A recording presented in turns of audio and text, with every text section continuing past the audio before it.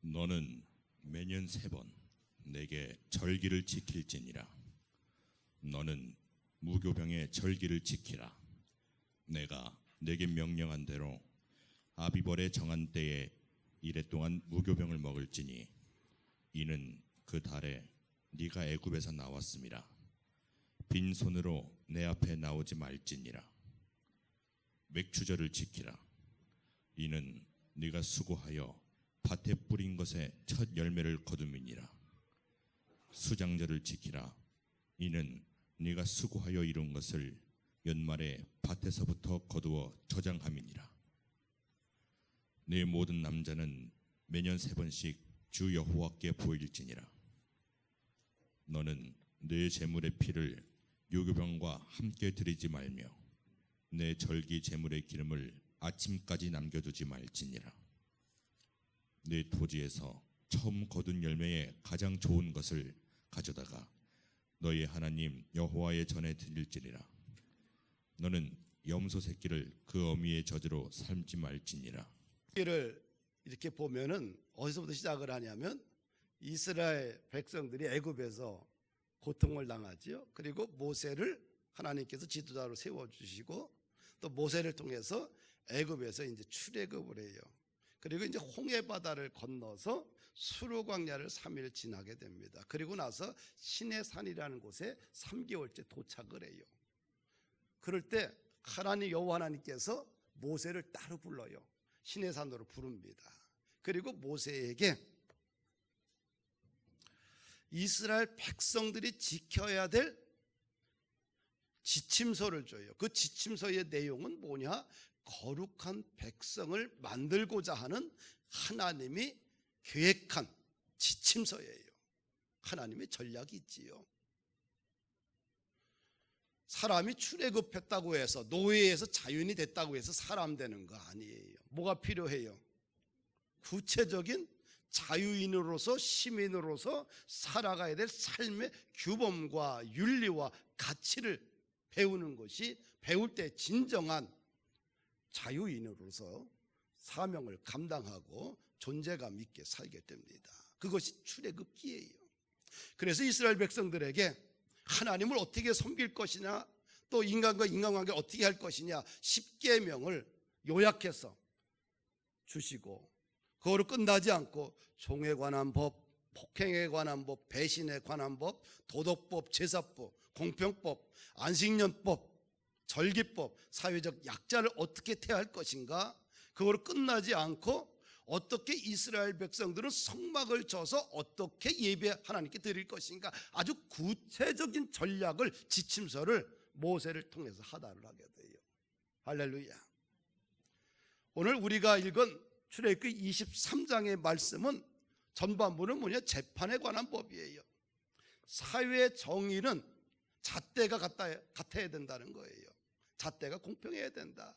잘 사는 사람들에게는 잣대가 느슨하고 힘들게 살고, 사회적 약자는 향해서는 잣대가 아주 엄격하고, 그래서는 안 된다는 거예요. 사회를 갖다가 사회 정의를 구현하기 위해서는 법의 잣대가 공평해야 된다를 가르쳐요. 그리고 나서 이어서 뭘 가르치냐? 23장에 보니까 안식년 제도를 가르치는데 6년 동안은 땅에 파종하고 7년째는 땅을 쉬게 하라는 거예요. 땅도 쉬어야 근력이 회복되잖아요. 땅이 쉬지 않고 매년 농사를 짓고 농약을 뿌리고 화학 비료를 쓰다 보면 땅이 산성화돼 버려요. 그리고 소출이 안 나요. 그리고 병이 많아져요. 그럼 끊임없이 약을 써야 돼요. 그것이 악순환이 돼 버립니다. 그래서 국립공원이나 뭐 이런 데는 일정 시간 딱 가면 그 다음에 폐쇄를 해버려요. 사람들이 들어가지 못하도록. 왜? 땅이 회복할 수 있는 시간을, 자연이 회복할 수 있는 시간을 주는 거예요. 사람도 뭐예요? 6일 동안 열심히 일하고 7일째는 쉬라고 하나님이 법으로 만들어 놓으셨어요. 그러면서 모든 살아있는 동물도, 자녀들도, 땅도, 너희 집에서 일하는 종들도 쉬라. 그러면 7일째 쉬고 아무것도 안 하는 거냐?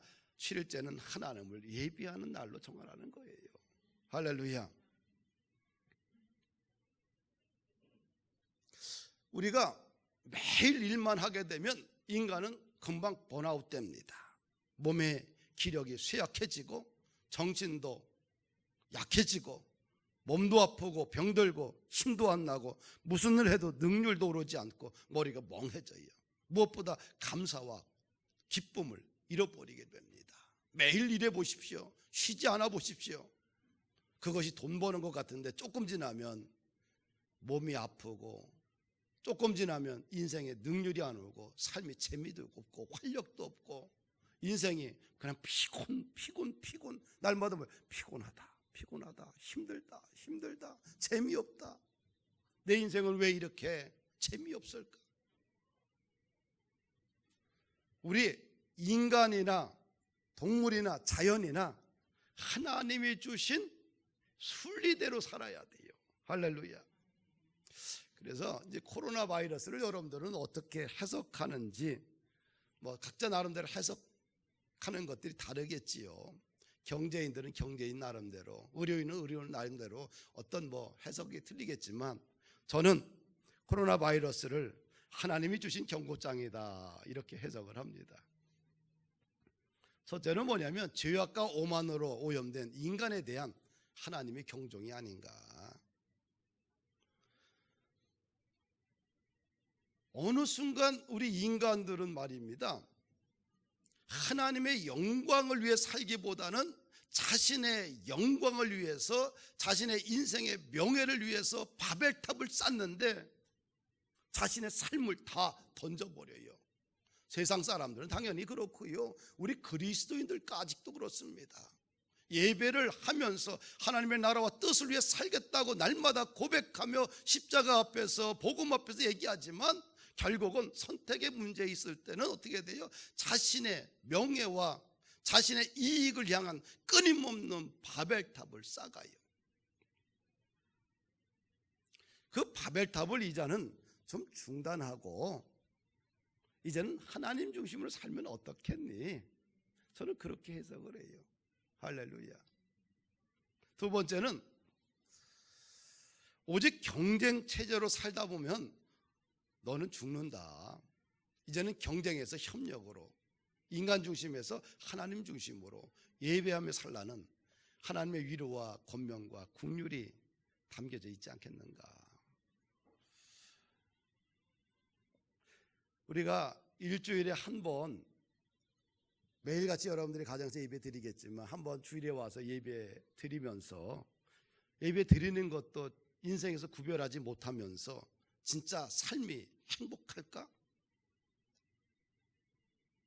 일주일에 한 번도 자신의 온 마음과 온 뜻과 마음과 정성을 다하여서 구별하지 못하는 삶이 진짜 행복할까?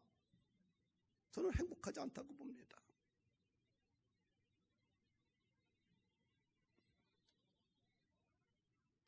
인생의 주일은 기준점이에요.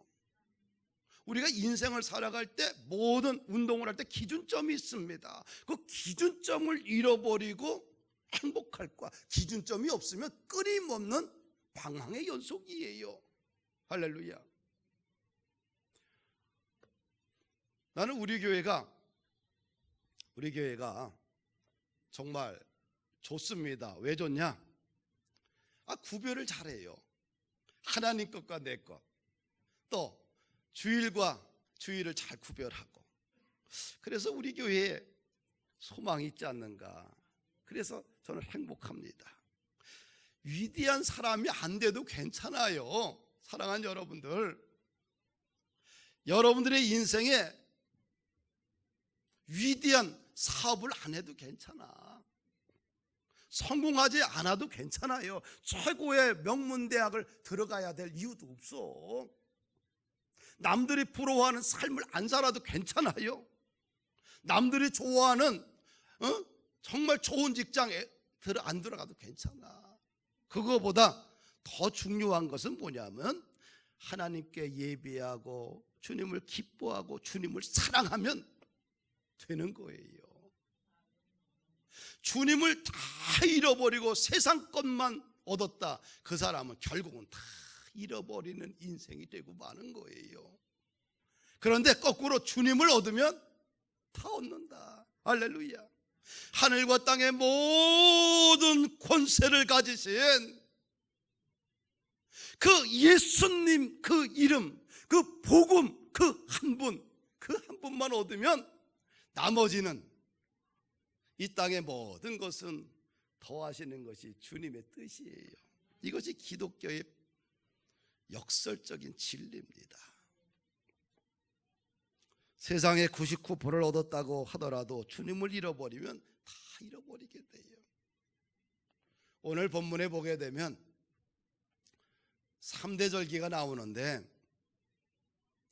이 3대 절기는 매년 이스라엘 모든 백성 남자들이 다 지키도록 하나님이 법적으로 정해놓은 거예요. 왜?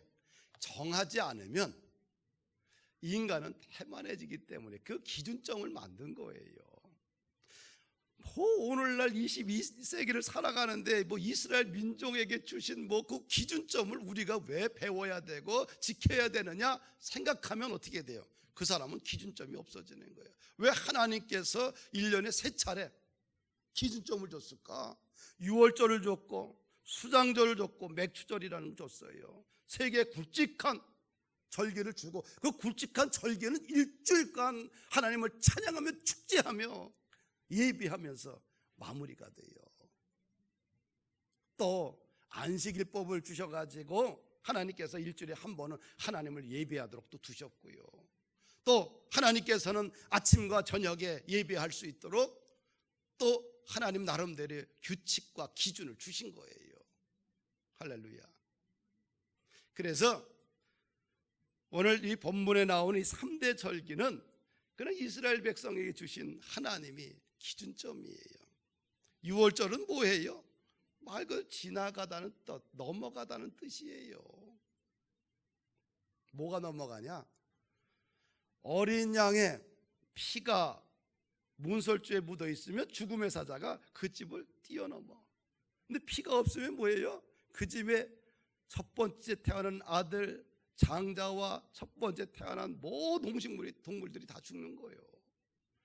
그 10번째 재앙을 통해서 이스라엘 백성들이 구원받고 출애굽하게 돼요. 그때 뭘 하느냐?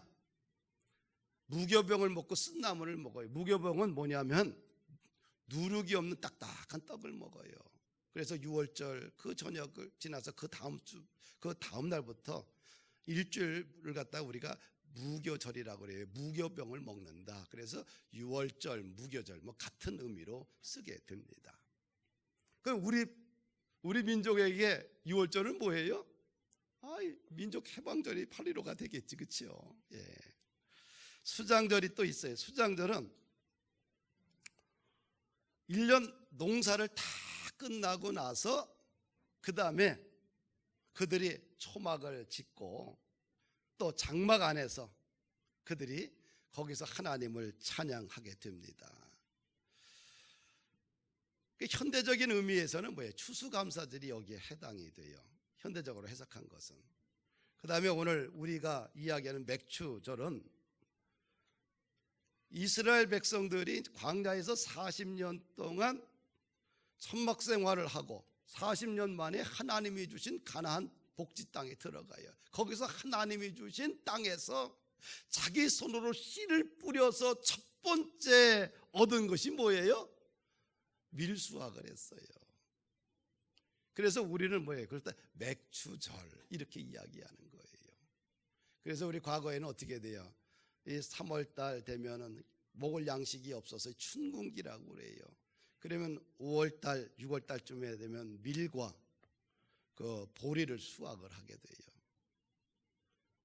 그래서 우리나라도 그래서 맥추절을 특별히 이제 6월절 빼고 맥추절과 가을에 추수감사절을 지키는 거예요. 전반기 동안 하나님이 함께 하셨던 그 아름다운 역사를 기억하는 거지요. 할렐루야.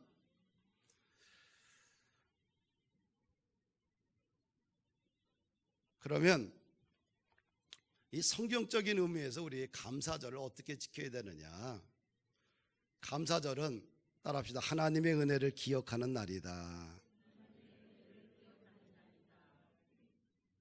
하여튼간 하나님이 우리나라와 민족과 우리 가정과 일터와 교회 속에 내 인생 속에 함께 하셨던 그 은혜를 기억하는 거예요.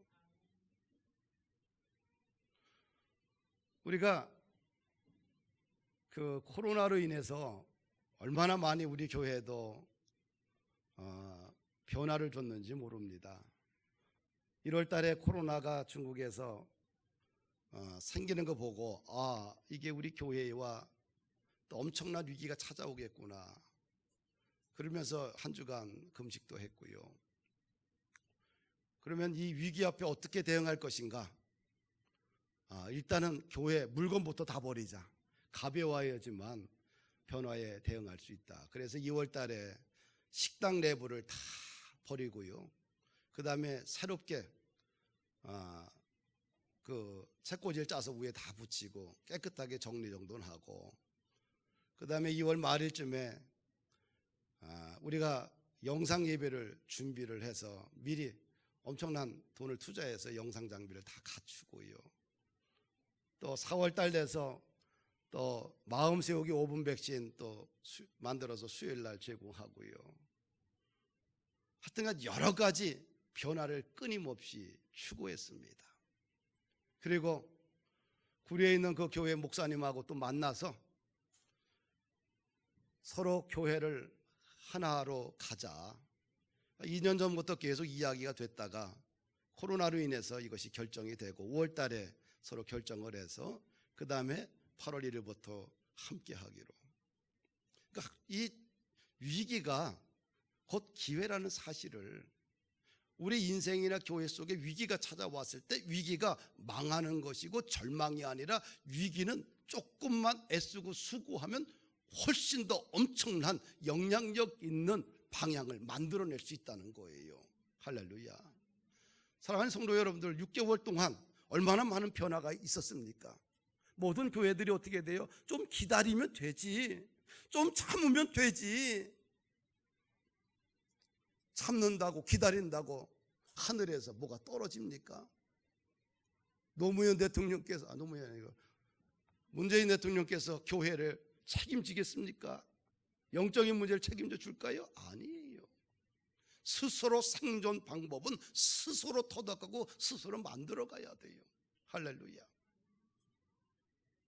그게 저에게 있어서 맥추감사절은 참 6개월 동안 엄청난 하나님의 은혜를 주셨고 엄청난 변화를 위해서 애썼고 수고했다는 거예요. 그래서 감사한 날이죠.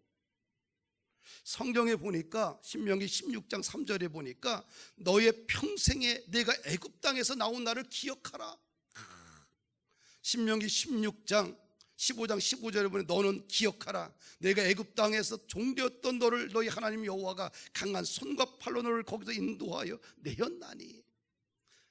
이 하나님은 역사의식이 있는 분이에요. 역사를 무시하는 분이 아니고 하나님은 이스라엘 역사 속에서 하나님이 함께 하셨던 놀라운 하나님의 인도와 섭리를 기억하라고 하는 거예요. 기억하는 거. 신앙은 기억하는 거예요. 믿음은 기억하는 거예요. 할렐루야.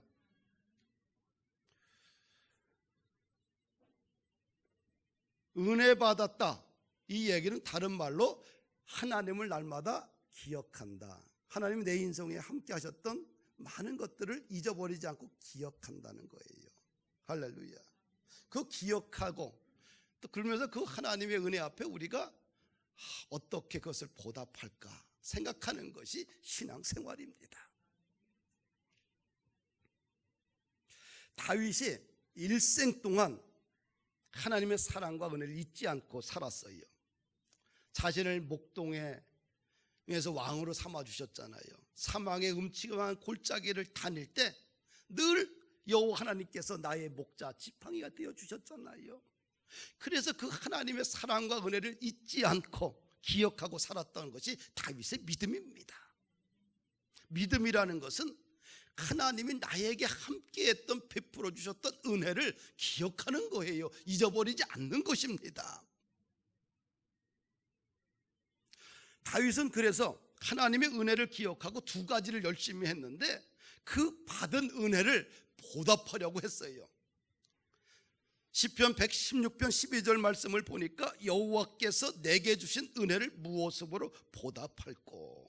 여호와의 이름을 부르며 나의 서원을 꼭 갚으리로다.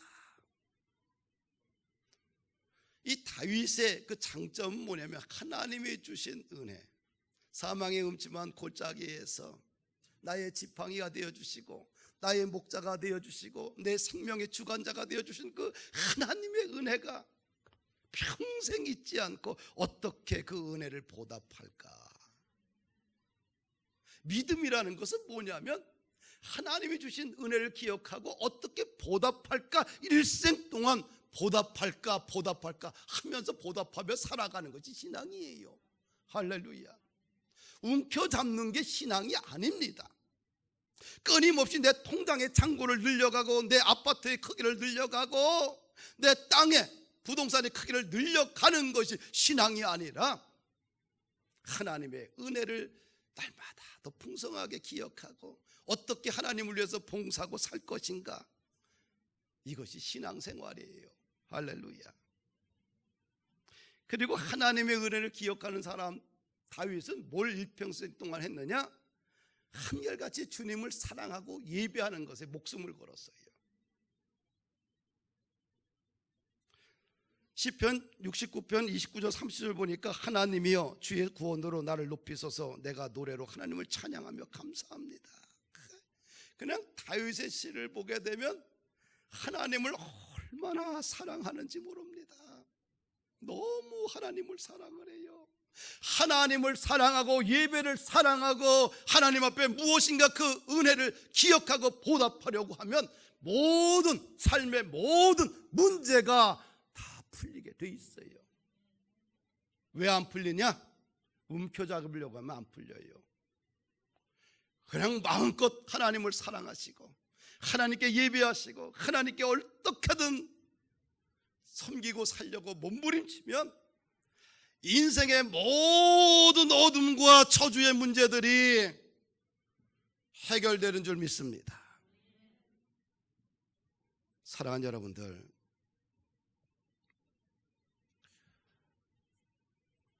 우리가 맥주 감사절을 맞아 두 번째 뭘 생각해야 되냐? 이 감사를 좀 더 회복했으면 좋겠다. 할렐루야. 맥주 감사절이니까 뭐가 들어요? 그 감사를 회복하는 날이에요. 평상시 잃어버렸던 감사를 다시 좀 기억했으면 좋겠다는 거예요. 그래서 사도 바울은 신앙이란 뭐냐? 쉬지 말고 기도하고 범사에 감사하고 항상 기뻐하고, 이 세 가지만 잘 되면 되는 거예요. 결국은 우리의 복음이, 우리 십자가의 복음이 내 안에 가득 차면 뭐로 표현이 돼요? 쉬지 말고 기도하고 항상 기뻐하고 범사에 감사하는 걸로 삶이 살아지게 돼 있는 거예요. 감사하게 되면 우리 인생의 영과 혼과 육이 윤택해집니다. 할렐루야. 지난밤에 온유가 아빠 메인이 빠졌는데 청년부 차 특송을 다음 주는 미루면 안 되겠네. 그래서 그러니까 자신이 없지, 그치요? 왜? 그래서 야 그러지 말고 야 네 친구 있지 않냐? 걔 용기 좋더라. 그 친구 한번 믿어봐. 걱정하지 마. 어? 사실은 우리 딸 양접해 있는 애들은 그냥 있는 거고, 이제 그래도 그나마 이 에이스가 빠졌는데 이제 두 번째 에이스가 나타나서 그 에이스를 믿고 가라. 잘하면 어떻고 못하면 어떻고 중간에 그냥 내려앉으면 어떻겠냐, 그렇죠? 하는 게 중요하지. 근데 끝까지 그래도 중간에 그냥 주저앉을까 봐 했는데 끝까지 찬양을 잘했어요. 얼마나 감사한지 몰라요. 근데 내가 이제 감사한 것은 뭐냐면 저 온유 친구가 갑자기 이름이 생각이 잊어버려서 뭐지? 채영이가 보면 애가 늘 적극적이고 잘 웃어. 그리고 도전을 잘해. 안 됩니다, 힘듭니다, 이거 어렵겠는데 이렇게 하지 않고 무슨 얘기를 하면 제가 할게요. 너 할 수 있겠니?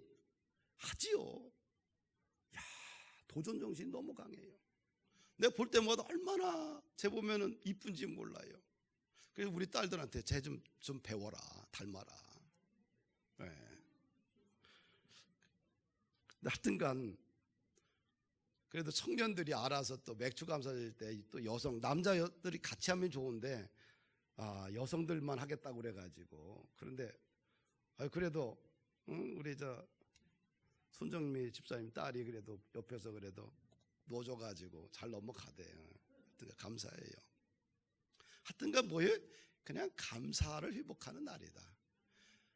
하나님께도 감사하고 또 장로님께도 감사하고 성도들끼리도 감사하고 그냥 감사를 회복하는 날.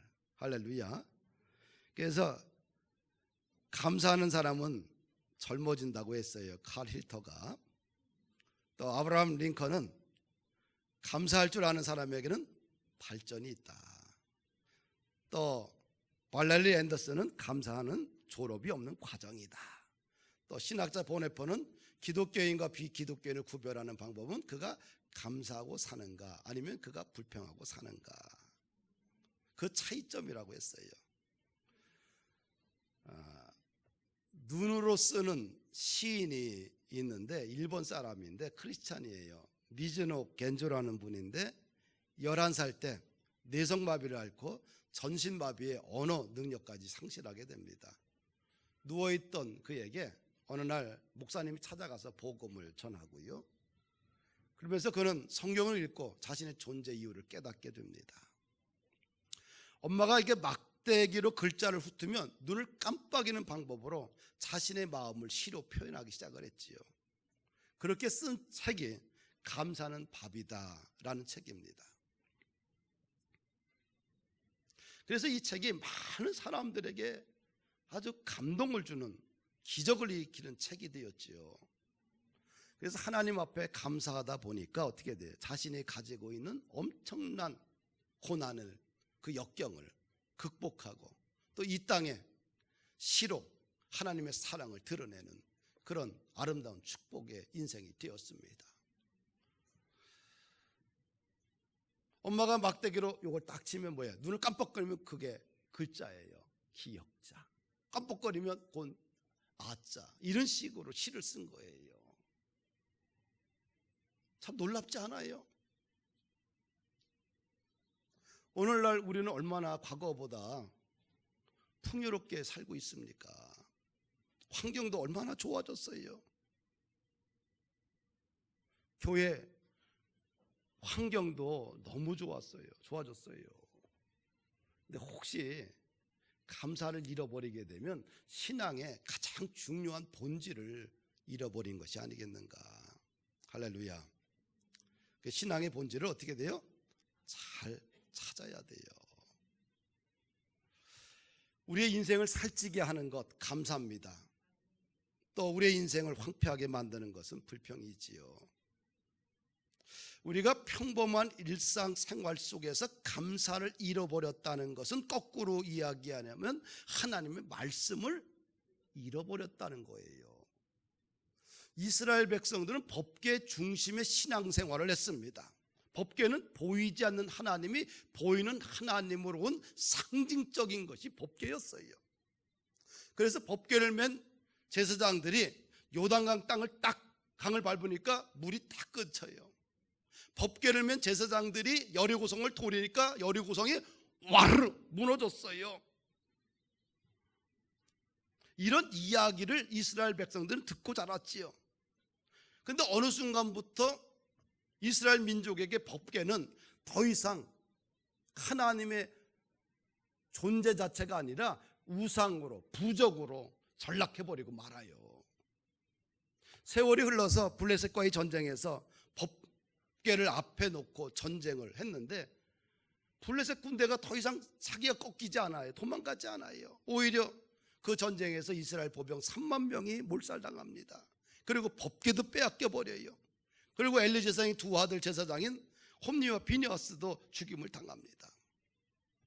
그럼 왜 이런 현상이 있었는지, 과거에는 법궤가 앞에 갔으면 그냥 요단강물도 쫙 마르고 쫙 열리는데, 여리고 성도 법궤가 앞에 갔을 때 쫙 무너지고 말았는데, 왜 세월이 흘러서 법궤를 앞에 놨는데 오히려 이스라엘 백성들이 몰살당하고 법궤도 빼앗겨 버리는, 또 제사장의 자녀들도 다 죽는 그런 일이 벌어졌을까? 왜 그랬을까요? 법궤가 단순히 적으로부터 나라를 지키는, 자신을 지키는 부족 정도로 생각했기 때문에 그래요.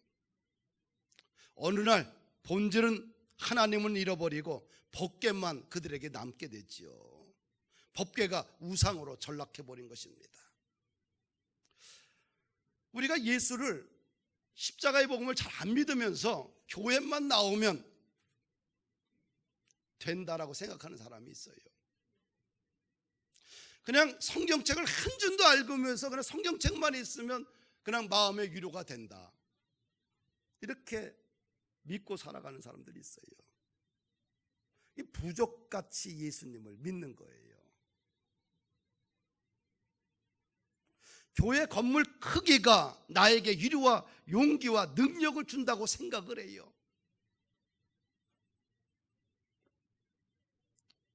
그럴까요? 아닙니다. 성경책만 가지고 있다고 나에게 힘을 주고 세상을 헤쳐나가는 지혜를 얻는 것이 아닙니다. 많은 그리스도인들이 보이는 것에만 집중합니다. 하나님을 싹 빼버리고 법궤만 있으면 된다고 생각을 합니다. 어느 순간 교회가 좀 제법 갖춰진 교회만 있으면 자신의 인생이 잘 된다고 생각을 합니다. 교회가 우상이 되어버리고요, 성경책이 부적이 되어가 버리는 오늘날 비참한 현실을 보게 돼요. 예수님의 능력만 원하지 예수님의 인격과 삶의 방식을 원하지 않습니다. 진짜 법궤는 교회 건물의 크기가 아니라, 목사가 아니라 말씀이 진짜 법궤예요. 부적에 자신을, 인생을 맡기지 말고 진짜 법궤인 하나님의 말씀에 자신을 맡겨야 돼요. 하나님의 말씀에 자신을 던져야 됩니다. 그 말씀에 통해서 매일 하나님을 만나며 경험하며 느낄 수 있어야 돼요. 그래야 코로나 전국에 무너지지 않나요? 나는 우리 푸른 교회가 그냥 교회가 우상이 되어서 그냥 교회만 오면 평안하다, 이것이 아니라 교회 속에 있는 하나님이라는 본질을 만나야 돼요. 그래야지만 진짜 성도가 되는 겁니다. 요한복음 1장 1절에 보니까 태초에 말씀이 계시느니라, 이 말씀이 하나님과 함께 계셨으니 이 말씀은 곧 하나님이시니라. 말씀이 뭐예요? 하나님인 거예요. 그냥 성경책만 있으면 위로받지 말고요, 성경책 속에 있는 말씀을 통해서 하나님을 만날 때 우리 인생의 진짜 능력과 치유와 회복과 강건한 역사가 일어나게 됩니다. 할렐루야. 우리는 뭘 달고 다녀요? 십자가잖아요. 이거 뭐 굉장히 이쁘죠, 목걸이, 그렇죠? 예. 근데 이 십자가를 있을 때 위로가 되잖아요. 근데 그거로 끝나서는 안 돼요. 그것만 있으면 뭔가 평안하다, 이렇게 가면 안 되고, 그 십자가 속에 있는 진짜 본질은 하나님을 날마다 경험해야 돼요. 뭘 통해서? 말씀을 통해서. 할렐루야. 그런 교회가 좀 되기를 원합니다. 말씀을 마칩니다. 코로나 전국인데 뭐 코로나가 또 찾아올 수도 있고 이것보다 더 엄청난 회오리바람이 올 수도 있어요. 우리 교회나 가정이나 인생 속에서, 민족 속에 일어납니다. 그러면 어떻게 할까요? 이길 수 있는 방법은 법궤만 좋아하지 말고, 부적 같은 법궤만 좋아하지 말고 법궤 속에 있는 하나님을 말씀을 만나라. 할렐루야. 그러면 반드시 승리하게 되고요, 일생 동안 하나님의 은혜를 기억하고 감사하며 살아가는 귀한 공동체가 되기를 주의 이름으로 축복합니다. 다 같이 일어나셔서